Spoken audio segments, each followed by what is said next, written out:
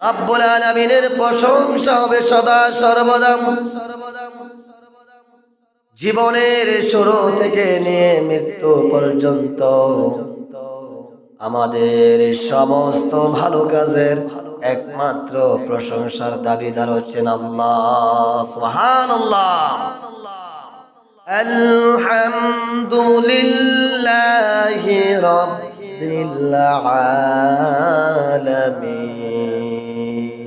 সমস্ত প্রশংসা হচ্ছে ওই আল্লাহর জন্য, যিনি একাধিক জগৎ সমূহের প্রতিপালক। সুবহানাল্লাহ। রব্বুল আলামিন বলেন, আমার প্রশংসা করবে এজন্য কারণ আমি হলাম এই জগৎ সমূহের রব। আল্লাহু আকবার। কুরআনুল কারীমের বিভিন্ন জায়গার মধ্যে বলেছেন, আমি হায়াতের মালিক, আমি জীবন মরণের মালিক, আমি রিজিকের মালিক, আমি আসমান জমিনের মালিক। এজন্য আমার প্রশংসা তোমরা সদা সর্বদা করবে। সুবহানাল্লাহ। আল্লাহর প্রশংসা করার ব্যাপারে অনেকগুলি বর্ণনা রয়েছে। সহজভাবে বললেন, নাম্বার 1 হচ্ছে আমাদের সৃষ্টিকর্তাকে। সবাই বলি কে? আমাদের সৃষ্টিকর্তা হচ্ছেন আল্লাহ। আসমান জমিন মানুষ সব কিছুর সৃষ্টিকর্তা কেবল মাত্র একমাত্র আল্লাহ। সবাই বলছি আল্লাহু আকবার। রব্বুল আলামিন আমাদের খালিক, আমরা হচ্ছে মাখলুক। খালিক মাখলুককে সৃষ্টি করেছে, আমরা মাখলুক হয়ে খালিক যে আমাদেরকে তৈরি করেছেন, বানিয়েছেন, সৃষ্টি করেছেন, এজন্য সদা সর্বদা 24 ঘন্টা জন্ম থেকে মৃত্যু পর্যন্ত প্রত্যেকটা ভালো কাজের প্রশংসার দাবিদার হচ্ছেন আল্লাহ। আমার বাবারা, বন্ধুরা আমার, আল্লাহর প্রশংসা করার 2 নাম্বার কারণ হলো রব্বুল আলামিন তিনি হচ্ছেন আমাদের পালনকর্তা রব। আমাদের জীবন মরণ, রিজিক, সুস্থতা সবই কার দান? সবই আল্লাহর দান। কার দান? আল্লাহর দান। তিনি পালন করতাম, তিনি আমাদের সৃষ্টিকর্তা, তিনি আমাদের রব। রব্বুল আলামিন কুরআনুল কারীমের মধ্যে বলেন, লিল্লাহি মা ফিস সামাওয়াতি ওয়া মা ফিল আরদ। আসমান এবং জমিনের একচ্ছত্র মালিক হচ্ছেন আল্লাহ। সুবহানাল্লাহ। তাহলে যে আসমানের মালিক আল্লাহ, যেই জমিনের মালিক আল্লাহ, যেই চন্দ্র সূর্য গ্রহ তারকারা যে সব কিছু রয়েছে, ওই সব কিছুর মালিক যদি হন আল্লাহ, তাহলে এই জমিনে আইন চলবে কার? কার আইন চলবে? আল্লাহর। আল্লাহ বলছেন, জমিন আমার, আসমান আমার, আইন চলবে আমার। এতো আমাদের এই জমিনের মধ্যে ইসলামী হুকুমত কায়েম নাই। ওই যে অ্যারিস্টটলের, কার্ল মার্কসের গণতন্ত্র বর্তমান এই জমিনের মধ্যে প্রতিষ্ঠিত হয়ে আছে। এজন্য আমাদেরকে রব্বুল আলামিন যে সিস্টেম দিয়েছেন, আল্লাহর কোরআন অনুযায়ী, নবীর সুন্নাত মোতাবেক এই জমিন পরিচালনা হবে, সেই মোতাবেক আমাদেরকে কাজকর্ম করে যেতে হবে। আমাদেরকে আস্তে আস্তে সংস্কার করতে হবে। তার জন্য প্রথমে আমাদেরকে সৎ, ন্যায় পরায়ণ, নামাজি ব্যক্তিদেরকে রাষ্ট্রের দায়িত্ব হিসেবে তাদেরকে নিয়োগ দিতে হবে। প্রশাসন, ম্যাজিস্ট্রেসি, হাইকোর্ট, সুপ্রিম কোর্ট, আদালত, আমার উপজেলা, আমার ডিসি মন্ত্রণালয়, আমার এসপি মন্ত্রণালয়, উপজেলা মন্ত্রণালয়, সংসদ মন্ত্রণালয়, যত মন্ত্রণালয় রয়েছে, যত কার্যকলাপ রয়েছে, সবগুলোতে যদি নামাজি, ইমানদার, সৎ, যোগ্য, ন্যায় পরায়ণ ব্যক্তি যদি মোতায়েন করতে পারে, একটা সময় দেখা গেছে সমস্ত জমিনে আল্লাহর খেলাফত প্রতিষ্ঠিত হয়ে যাবে। কোন সুবহানাল্লাহ। দরকার আছে না নাই? রব্বুল আলামিন কুরআনুল কারীমের মধ্যে বলেন, এই আসমানের মালিক আমি আল্লাহ, এই জমিনের মালিক আমি আল্লাহ। কাজে আমার জমিনের মধ্যে মানুষের বানানো তন্ত্র মন্ত্র আমার জমিনে চলবে না। আমার জমিনের মধ্যে একমাত্র আমি আল্লাহর কথাই চলবে। কোন সুবহানাল্লাহ। এজন্য আমাদেরকে সামনের দিনগুলোতে খুব সচেতনতার সাথে কাজ করতে হবে। আমাদের সবাইকে ইমানি দৃষ্টিকোণ থেকে, ইমানি চেতনা থেকে আমাদের সবাইকে ন্যায় পরায়ণ সৎ যোগ্য ব্যক্তিদেরকে ক্ষমতায় বসাতে হবে। যদি সৎ নামাজি যোগ্য ইমানদার ব্যক্তি ক্ষমতায় যায়, রব্বুল আলামিন কোরআনুল কারীমের মধ্যে বলেছেন মুমিনরা ক্ষমতায় গেলে চারটি কাজ করবে। কয়টি কাজ? চারটি কাজ। কয়টি কাজ? নাম্বার 1 হলো মুমিনরা ক্ষমতায় গেলে তারা নামাজ কায়েম করবে। আপনাদের কাছে আমার প্রশ্ন, আপনারা সুশীল মানুষ, শিক্ষিত মানুষ, জ্ঞানী মানুষ, বিগত সময়ে যারা আমাদের দেশ রাষ্ট্র পরিচালনা করেছে, হাইকোর্ট বলেন, জজ কোর্ট বলেন, মন্ত্রণালয় বলেন, পার্লামেন্ট বলেন, যত মন্ত্রণালয় বলেন, আপনাদের কাছে আমার প্রশ্ন, এই পর্যন্ত কোন এমপি মন্ত্রী কি নামাজ কায়েম করেছে? করে নাই। তারা নিজেরাই নামাজ পড়ে না, নিজেরাই ফজর একটু ঘুমিয়ে থাকে, সকাল 10টা বাজে ঘুম থেকে উঠে আবার তাদের কাজকর্ম শুরু করে দেয়। তাহলে আমরা দেখলাম বিগত সময়ে কোন এমপি মন্ত্রী মেম্বার চেয়ারম্যান কোন গভর্নমেন্ট এই জমিনে নামাজ কায়েম করে নাই। তাহলে আমরা বুঝে নিলাম বিগত সময়ে যারা সরকার এমপি মন্ত্রী ছিল তারা মুমিন হতে পারে নাই পুরোপুরি ভাবে। কারণ আল্লাহ রাব্বুল আলামিনের কথা, আল্লাহর কথা সত্য, আল্লাহর কোরআনের কথা সত্য। যারা মুমিন, রব্বুল আলামিন বলেছেন যারা ইমানদার, আমি যদি তাদেরকে ক্ষমতা দেই, রাষ্ট্রের ক্ষমতা, আমি যদি রাষ্ট্রের দায়িত্ব তাদের কাছে দেই, তারা নাম্বার 1-এ নামাজ কায়েম করবে। তখন জমিনে আর বেনামাজি দেখা যাবে না, খুঁজেও বেনামাজি পাওয়া যাবে না। সবাই আজানের সাথে সাথে, আজানের আগে পরে সবাই প্রতিযোগিতা দিয়ে মসজিদে হামাগুড়ি দিয়ে ছুটে আসবে। কোন সুবহানাল্লাহ। রব্বুল আলামিন 2 নাম্বার কোরআনের মধ্যে বলেছেন, আমি যদি আমার ইমানদার সৎ যোগ্য ন্যায় পরায়ণ ব্যক্তিদেরকে রাষ্ট্রের ক্ষমতা দেই, 2 নাম্বারে তারা ধনীদের কাছ থেকে যাকাতের টাকা উত্তোলন করে করে গরিবদের মাঝে তারা বিলিয়ে দেবে। এক কথায় তারা জমিনে যাকাত প্রতিষ্ঠিত করবে। কোন সুবহানাল্লাহ।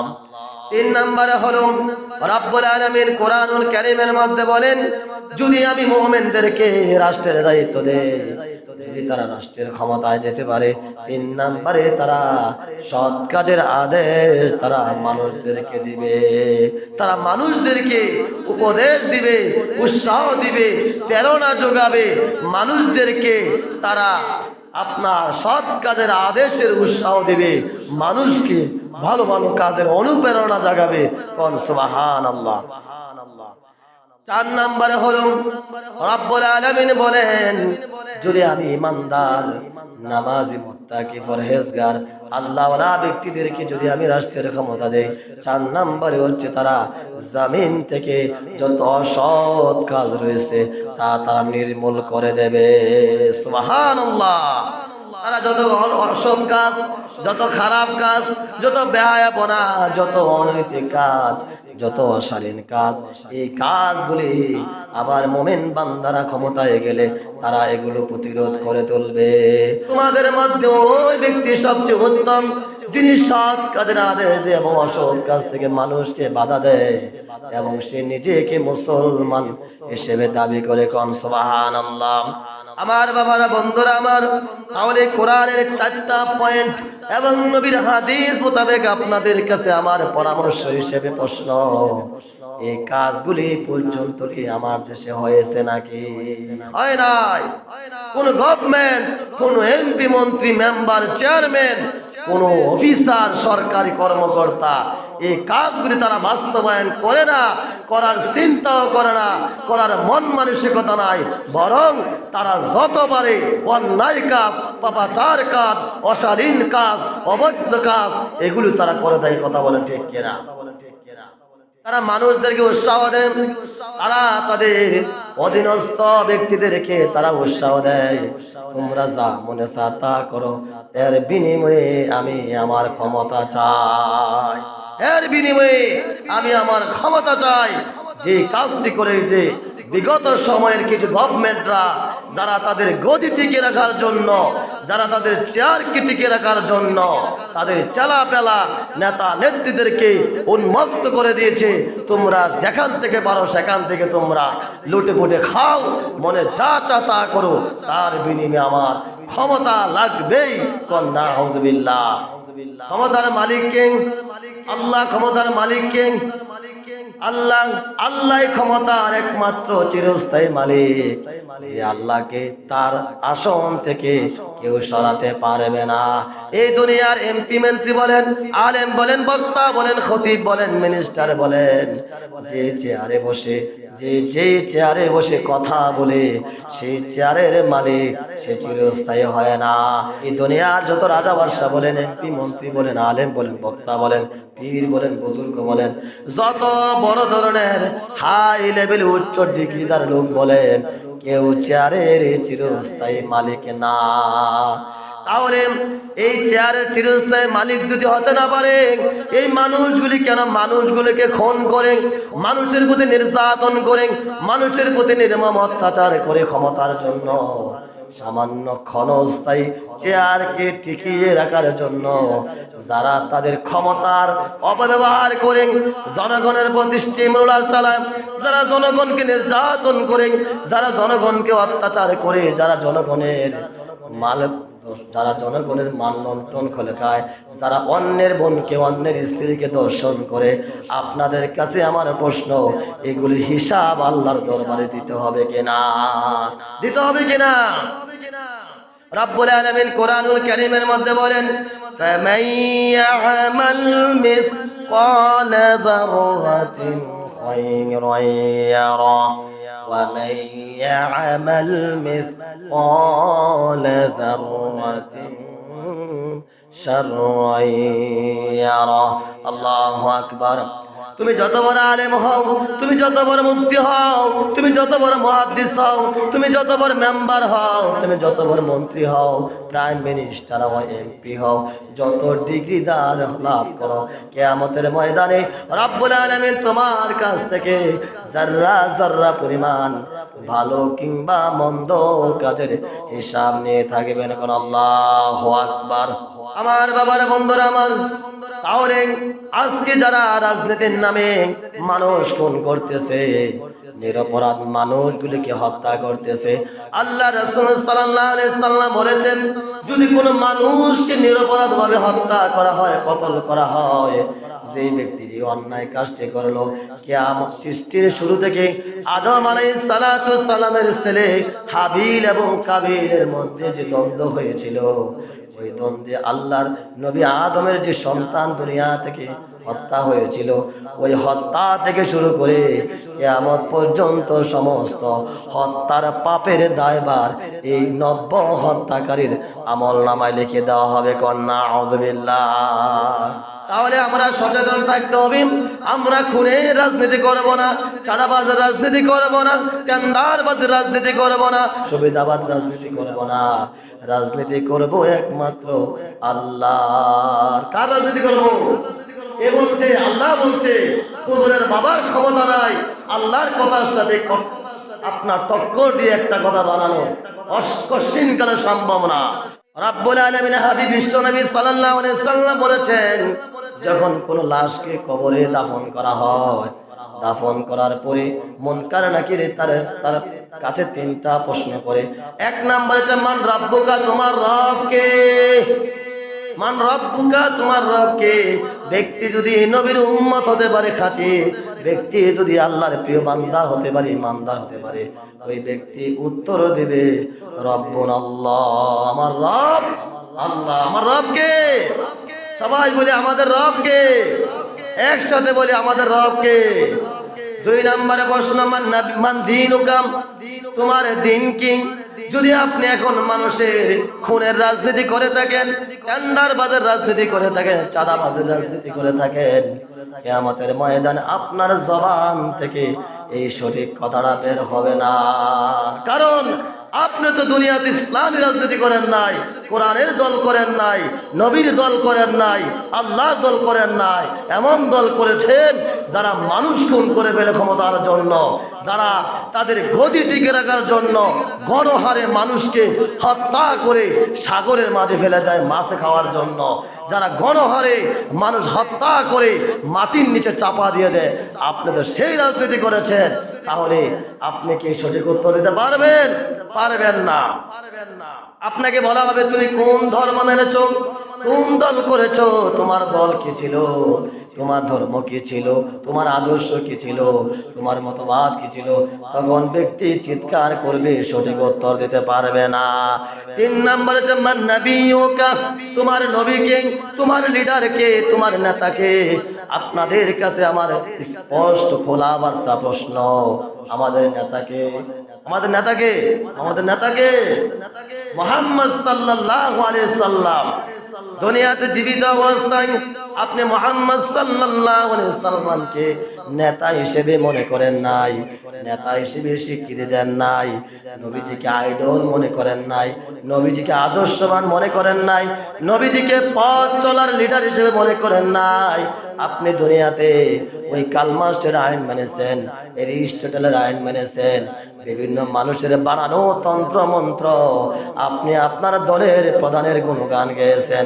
গায়ের জোরে আপনার সব কিছু চলে না, প্রমাণ দলিল ভিত্তিক কথাবার্তার মাধ্যমে সব কিছু করতে হয়। আপনার ক্ষমতার অপব্যবহার করে, আপনার পাওয়ারের অপব্যবহার করে, আপনার অর্থের অপব্যবহার করে আপনি যদি গায়ের জোরে সব কিছু করতে চান, 1 দিন 2 দিন 3 দিন, 1 মাস 2 মাস, 1 বছর 2 বছর 3 বছর, একটা সময় দেখা যাবে আপনি এতটা অবহেলিত হবেন, এতটা লাঞ্ছিত হবেন, ছোট ছোট বাচ্চারা পর্যন্ত আপনাকে ঘৃণা করবে। কন্যা আউযুবিল্লাহ। সামনের নির্বাচনে মানুষকে সচেতনামূলক কথা বলা, মানুষ যেন খুনের রাজনীতি না করে, মানুষ যেন মারামারির রাজনীতি না করে, সবাই যেন সুস্থতার সাথে নিরাপদের সাথে ভোট কেন্দ্রে গিয়ে ভোট দিতে পারে, এমন অধিকার বাস্তবায়নের জন্য সবাইকে অবগত করা। আমরা সবাই ভোট কেন্দ্রে যাব, ভোট একটা পবিত্র আমানত, এই আমানত খেয়ানত করার আপনার অধিকার নাই। যেখানে সেখানে এই আমানত আপনি খেয়ানত করতে পারবেন না। এই আমানত নামক ভোটটাকে যোগ্য, নামাজি, ইনসাফকারী, ন্যায় পরায়ণ ব্যক্তিদেরকে দেওয়া। এই রাজনীতি করে আছে মুহাম্মদ রাসূলুল্লাহ সাল্লাল্লাহু আলাইহি সাল্লাম সময় থেকে হযরত আবু বকর, হযরত উসমান, হযরত উমর, হযরত আলী, এই 4 জন বিখ্যাত প্রসিদ্ধ সাহাবী তিনারা রাজনীতি করেছে। আজকে যারা আলেমদেরকে মসজিদের ভিতরে আবদ্ধ করে রাখতে চায়, যারা চায় না আলেমরা আপনার মসজিদের বাইরে নেমে যাক, যেখানে সুদ থাকবে না, ঘুষ থাকবে না, চাঁদাবাজ থাকবে না, টেন্ডারবাজ থাকবে না, কোনো খুনের রাজনীতি থাকবে না, তখনই তাদের ভয়, তাদেরকে আতঙ্ক করে ফেলতেছে, যার কারণে তারা যেখানে পায় সেখানে নিরপরাধ মানুষগুলিকে হত্যা করে। আল্লাহ রাব্বুল আলামিন কোরআনুল কারীমে বলেছেন, হাদিসের মধ্যে এসেছে, পুরুষরা রাজনীতি করবে, মহিলারা রাজনীতি করবে, পুরুষরা মানুষদেরকে তালিম দিবে, মহিলারা তালিম দিবে। আপনারা কেমন খুনের রাজনীতি করেন? একটি ইসলামিক দলের মহিলারা তারা বাড়ি থেকে তালিম দেয়, আপনি একজন পুরুষ হয়ে আপনি কি করে বলেন মহিলাদের পেটিকোট খুলে ফেলবেন? নাউযুবিল্লাহ। কত বড় কুলাঙ্গার, তার ঘরে তো মা আছে, তার ঘরে তো বোন আছে, কত বড় জালেম হলে বলে সামনে থেকে যদি কোনো মহিলাদেরকে কোনো বাড়িতে দেখে তালিম করতে, কোনো বাড়িতে দেখে তাদেরকে কাজ করতে, তাদেরকে বলে দেব আমাদের নেতা নেত্রীরা যেন তাদের কাপড় খুলে রেখে দেয়। নাউযুবিল্লাহ। এগুলি বুঝে রাজনীতি? আর আল্লাহর কি রাজনীতি? কত চমৎকার! মানুষ স্বাধীনভাবে রাজনীতি করবে, স্বাধীনভাবে বাঁচবে, স্বাধীনভাবে কথা বলবে, স্বাধীনভাবে চলবে, স্বাধীনভাবে সব কিছু করবে। এটা হচ্ছে আল্লাহর রাজনীতি। এজন্য আসুন, প্রত্যেকটা মানুষ বিবেকবান মানুষ, আশরাফুল মাখলুকাত বলা হয়েছে। এই বিবেকের কারণে প্রত্যেকটা মানুষ ভালো মন্দ বুঝেন। আপনার বিবেকের উপরে ছেড়ে দিলাম, আগামীতে আপনি কি চিন্তা ভাবনা করবেন এটা আপনার ব্যক্তিগত ইখতিয়ার। তবে আমি বলবো আপনারা ভোট কেন্দ্রে যাবেন, ভোট দিবেন, মানুষ জনগণ যাকে যোগ্য মনে করে সেই ব্যক্তি ক্ষমতায় যাবে, এই প্রত্যাশায় আমরা রাখি বলছি ইনশাআল্লাহ। সবার ঊর্ধ্বে আল্লাহ, তারপরে আমাদের রাসূল, তারপরে আমাদের ইসলাম, তারপরে আমাদের আলেম ওলামা। এই নীতিগুলি যেই পথে আছে আমরা সেই পথে থাকবো বলছি ইনশাআল্লাহ। রাব্বুল আলামিনের কাছে ফরিয়াদ করছি, রাব্বুল আলামিন, আমরা মাখলুক, আমরা জানি না আগামীতে কে আমাদের শাসক হবে, তবে আপনার কাছে আরজি এমন শাসক আপনি আমাদের জন্য কবুল করুন, যারা নামাজ কায়েম করবে, যারা যাকাত প্রতিষ্ঠিত করবে, যারা সৎ কাজে আদেশ দিবে, যারা অসৎ কাজে বাধা দিবে, এবং আমাদের ন্যায্য অধিকার এবং আমাদের আস্থা রাখার মতো ব্যক্তি আমরা খুঁজে পাবো বলছি ইনশাআল্লাহ। আল্লাহ রাব্বুল আলামিন সবাইকে কবুল করুন। আসসালামু আলাইকুম ওয়া রাহমাতুল্লাহি ওয়া বারাকাতুহু।